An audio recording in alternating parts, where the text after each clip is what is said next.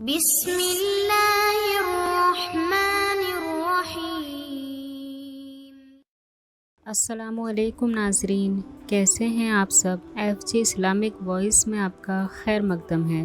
تو ناظرین، آج ہم اس بد نظری کی بات کریں گے جو ہمارے معاشرے میں کثرت سے پھیلی ہوئی ہے اور لوگ اس کو ذرا بھی برا نہیں سمجھتے، اور لوگوں کو اس بات کا احساس ہی نہیں ہوتا کہ وہ اپنے آنکھوں کے ذریعے بھی زنا کر رہے ہیں۔ ارشاد باری تعالیٰ ہے، ایمان والوں سے کہہ دیجئے کہ اپنی نگاہیں نیچی رکھیں اور اپنی شرمگاہوں کی حفاظت کریں، اس میں ان کے لیے پاکیزگی ہے۔ بے شک اللہ تعالیٰ کو خبر ہے اس کی جو کچھ وہ کرتے ہیں۔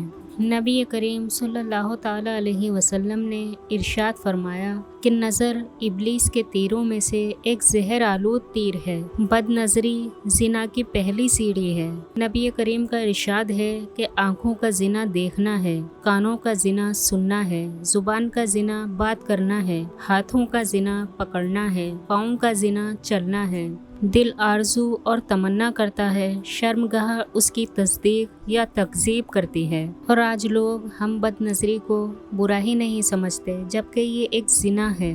نبی کریم نے ارشاد فرمایا کہ کوئی مسلمان جب پہلی مرتبہ کسی عورت کی خوبصورتی دیکھے پھر اپنی نگاہ پست کر لے تو اللہ تعالیٰ اس کی عبادت میں لذت عطا فرماتے ہیں۔ اللہ رب العزت کا فرمان ہے کہ جس نے میرے ڈر کی وجہ سے بد نظری چھوڑ دی، میں اسے ایسا ایمان عطا کروں گا جس کی حلاوت وہ دل میں محسوس کرے گا۔ بد نظری چاہے کتنی ہی زیادہ کی جائے، چاہے ہزاروں مردوں اور ہزاروں عورتوں کو گھورا جائے اور گھنٹوں گھورا جائے، لیکن اس کے باوجود بھی اس سے سیری نہیں ہوتی۔ بد نظری ایسی پیاس لگاتی ہے جو کبھی نہیں بجھتی۔ اللہ رب العزت نے ایک سے بڑھ کر ایک خوبصورت بنایا ہے۔ انسان کتنے بھی لوگوں کو دیکھے گا، نتیجہ یہی نکلے گا کہ ایک کو دیکھا ہے، دوسرے کو دیکھنے کی ہوس ہے، اور اس دریا میں ساری عمر بہتے رہیں گے تو بھی کنارے پر نہیں پہنچیں گے۔ جس شخص کو بد نظری کی بیماری لگ جائے وہ باطنی طور پر کمزور ہو جاتا ہے، نیک عمل کرنا اس کے لیے مشکل ہو جاتا ہے،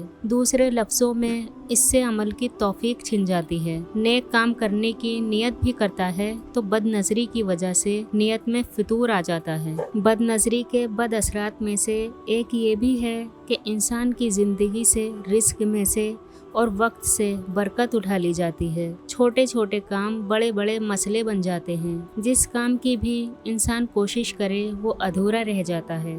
ظاہر میں لگتا ہے کہ کام ہو جائے گا، مگر عین وقت پر ہوتے ہوتے رہ جاتا ہے اور پریشانی و پشیمانی کا سبب بنتا ہے۔ لوگ سمجھتے ہیں کہ کسی نے کچھ کر دیا ہے، حالانکہ وہ اپنے نفس کی خباثت کی وجہ سے مصیبت میں مبتلا ہوتے ہیں۔ اگر کوئی بندہ غیر محرم کی طرف شہوت کی نظر کرتا ہے تو شیطان اس سے پر امید رہتا ہے کہ کبھی نہ کبھی اس کو گناہ میں ملوث کر کے اپنے جال میں پھنسا لوں گا۔ جو لوگ نگاہیں نیچی رکھتے ہیں شیطان ان پر قابو نہیں پا سکتا۔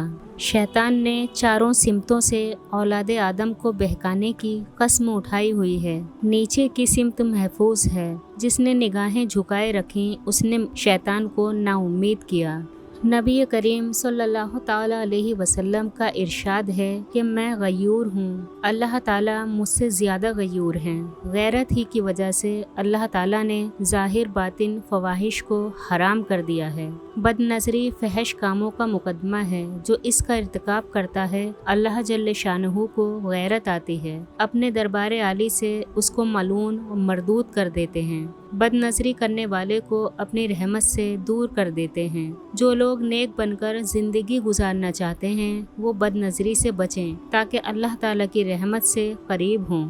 بد نظری ایک ایسا گناہ ہے کہ اس کا اثر فوری طور پر ظاہر ہوتا ہے، حتیٰ کہ جسم اور کپڑوں سے عجیب مہلک بدبو آنے لگتی ہے۔ اس کے بالمقابل جو لوگ اپنی نگاہوں کو پاکیزہ بنا لیتے ہیں اور پاک دامنی کی زندگی گزارتے ہیں ان کے جسموں سے خوشبو آتی ہے۔ حدیث پاک سے بھی اس مضمون کا ثبوت ملتا ہے۔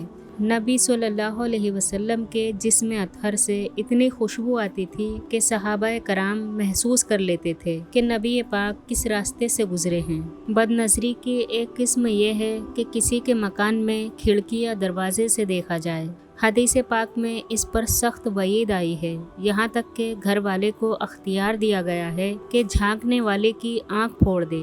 نبی کریم نے ارشاد فرمایا کہ اگر کوئی بغیر اجازت تمہارے گھر میں جھانکے تو تم اس کو کنکری اٹھا کر مارو جس سے اس کی آنکھ پھوٹ جائے، تو تم پر کوئی گناہ نہیں ہے۔ بد نظری کی ایک قسم یہ بھی ہے کہ برہنہ تصاویر دیکھنا جو اخباروں اور کتابوں کی زینت بنتی ہیں یا رسالوں پر چھپی ہوتی ہیں۔ راستے پر چلتے سڑک کے کناروں پر لگے ہوئے سائن بورڈ پر بنی ہوئی تصاویر دیکھنا، یا کسی تصویر کو تنہائی میں گھنٹوں للچائی نظروں سے دیکھنا، یا انٹرنیٹ پر پیشہ ور لڑکیوں کی ننگی تصاویر دیکھنا، یا فحش مناظر والی ویڈیوز کو دیکھنا، سب کا سب حرام ہے۔ بد نظری ایک بہت بڑی نحوست ہے۔ حضرت عثمان غنی رضی اللہ تعالی عنہ کی خدمت میں ایک شخص آیا جس کی نگاہ نے راستے میں خطا کی تھی۔ آپ نے اس کی آنکھوں کو دیکھتے ہی پہچان لیا اور فرمایا کہ اس قوم کو کیا ہو گیا ہے، بے محابہ ہمارے پاس چلے آتے ہیں حالانکہ ان کی آنکھوں سے زنا ٹپکتا ہے۔ وہ شخص حیران رہ گیا اور پوچھنے لگا کہ کیا ابھی بھی وحی کا سلسلہ باقی ہے؟ آپ نے فرمایا نہیں، یہ تو مومن کی فراست ہے۔ بے شک ہمیں مومن کی فراست سے ڈرنا چاہیے کیونکہ وہ اللہ کے نور سے دیکھتا ہے۔ بد نظری سے آنکھوں میں ایسی ظلمت پیدا ہو جاتی ہے جس کو بصیرت والا شخص پہچان لیتا ہے، جبکہ متقی شخص کی آنکھوں میں نور ہوتا ہے۔ بد نظری کے اثرات میں سے ایک یہ بھی ہے کہ چہرے کو بے نور کر دیا جاتا ہے۔ حدیث پاک میں آیا ہے کہ نبی اکرم صلی اللہ علیہ وسلم کا ارشاد ہے کہ یا تو تم اپنی نگاہ نیچی رکھو گے اور اپنی شرم گاہوں کی حفاظت کرو گے، یا پھر اللہ تعالیٰ تمہاری صورتیں بدل دے گا۔ شکل بدلنے کی ابتدا یہی ہے کہ چہرے کو بے نور کر دیا جائے، خوبصورتی کے باوجود چہرہ بے رونق ہو۔ جو شخص اپنی نگاہوں کی حفاظت کرے اسے آخرت میں 2 انعام ملیں گے۔ ایک تو ہر نگاہ کی حفاظت پر اسے اللہ تعالیٰ کا دیدار نصیب ہوگا۔ دوسرا انعام یہ کہ ایسی آنکھیں قیامت کے دن رونے سے محفوظ رہیں گی۔ نبی کریم نے ارشاد فرمایا کہ ہر آنکھ قیامت کے دن روئے گی سوائے اس آنکھ کے جو خدا کی حرام کردہ چیزوں کو دیکھنے سے بند رہے، اور وہ آنکھ جو خدا کی راہ میں جاگتی رہے، اور وہ آنکھ جو خدا کے خوف سے روئے، گو اس میں سے مکھی کے سر کے برابر آنسو نکلے۔ بد نظری کا ایک نقصان یہ ہے کہ دل حق و باطل اور سنت و بدعت میں تمیز کرنے سے عاری ہو جاتا ہے، قوت بصیرت چھن جاتی ہے، دین کے علوم و معارف سے محرومی ہونے لگتی ہے، گناہ کا کام اس کو گناہ نظر نہیں آتا۔ پھر ایسی صورتحال میں دین کے متعلق شیطان اس کو شکوک و شبہات میں مبتلا کر دیتا ہے۔ نیک لوگوں سے بدگمانیاں پیدا ہوتی ہیں، حتیٰ کہ اسے دینی شکل و صورت والے لوگوں سے ہی نفرت ہو جاتی ہے۔ وہ باطل پر ہوتے ہوئے بھی اپنے آپ کو حق پر سمجھتا ہے اور بالآخر ایمان سے محروم ہو کر دنیا سے جہنم رسید ہو جاتا ہے۔ نبی کریم نے ارشاد فرمایا کہ اللہ تعالیٰ لعنت کرتے ہیں بد نظری کرنے والے مرد اور بد نظری کرنے والی عورت پر۔ حضرت یحییٰ بن زکریا علیہ السلام سے لوگوں نے پوچھا کہ زنا کی ابتدا کہاں سے ہوتی ہے؟ تو آپ نے فرمایا کہ آنکھوں سے ہوتی ہے۔ ارشاد باری تعالیٰ ہے کہ ایمان والوں سے کہہ دیجئے کہ اپنی نگاہیں نیچی رکھیں، اور بد نظری کا سب سے بہترین علاج اپنی نگاہوں کو پست رکھنا ہے۔ بندے کو چاہیے کہ گلی کوچے بازار میں چلتے ہوئے اپنی نگاہیں نیچی رکھنے کی عادت بنائے۔ اگر نظر خطا کرے تو استغفار پڑھے اور پھر نگاہیں نیچی کرے۔ اس عادت کو اپنانے کے لیے کوشش کرتا رہے حتیٰ کہ یہ زندگی کا حصہ بن جائے۔ حدیث پاک میں ہے کہ جو شخص اپنی بیوی کو مسکرا کر دیکھتا ہے اور بیوی خاوند کو مسکرا کر دیکھتی ہے تو اللہ تعالیٰ دونوں کو مسکرا کر دیکھتے ہیں۔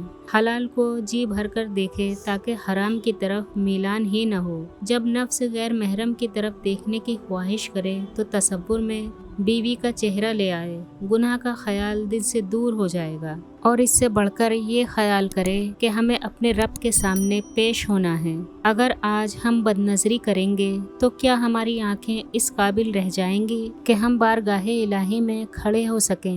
نبی کریم نے ارشاد فرمایا کہ اللہ رب العزت بہت خوبصورت ہے، इस मजमून को जहन में रखकर सोचिए कि अगर मैंने दुनिया के हसीनों को गंदी नज़र से देखा तो कहीं अल्लाह ताला क़यामत के दिन अपने हुस्न जमाल का मुशाहिदा करने से महरूम न कर दे। एक नौजवान नबी करीम सल्लल्लाहु अलैहि वसल्लम की खिदमत में हाजिर हुआ। अर्ज़ करने लगा कि ए अल्लाह के नबी, मुझे ज़िना की इजाज़त दे दीजिए। नबी करीम ने डांट डपट करने के बजाय प्यार से फरमाया, ये बताओ कि क्या तुम चाहते हो कि कोई तुम्हारी वालिदा से ज़िना करे? उसने कहा नहीं। फिर पूछा, क्या तुम चाहते हो कि कोई तुम्हारी बीवी से ज़िना करे? उसने कहा कि नहीं। फिर पूछा कि क्या तुम चाहते हो कि कोई तुम्हारी बहन से ज़िना करे? उसने कहा नहीं। फिर पूछा कि क्या तुम चाहते हो कि कोई तुम्हारी बेटी से ज़िना करे? उसने कहा नहीं। आप सल्लल्लाहु अलैहि वसल्लम ने इरशाद फरमाया कि जिससे भी तुम ज़िना करोगे वो किसी की माँ होगी, बीवी होगी, बहन होगी या बेटी होगी। जैसे तुम पसंद नहीं करते कि कोई तुम्हारी महरम औरतों से ज़िना करे, उसी तरह दूसरे लोग भी पसंद नहीं करते कि कोई उनकी महरम औरतों से ज़िना करे। इसके बाद नबी करीम ने उसके सीने पर हाथ रखकर उसकी अस्मत की हिफाजत की दुआ मांगी। वो सहाबी फरमाते हैं कि मेरे सीने से ज़िना का तकाजा भी ख़त्म हो गया, बल्कि मुझे ज़िना से इतनी नफ़रत हो गई कि इतनी नफ़रत किसी और गुनाह से नहीं थी। हदीस पाक का मफ़हूम है कि जन्नत में जन्नतियों को अल्लाह ताला का दीदार नसीब होगा। बाज़ को एक मरतबा होगा, बाज़ को हर साल होगा, बाज़ को हर महीने होगा, किसी को हर जुमे के दिन होगा और बाज़ लोगों को हर रोज़ होगा। ऐसे में वो शख्स जो दुनिया में नाबीना पैदा हुआ और उसने नेकोकारी और परहेजगारी और सब्र शुक्र वाली ज़िंदगी गुजारी, उसको ये सआदत नसीब होगी कि वो हर वक्त अल्लाह ताला के दीदार में रहेगा।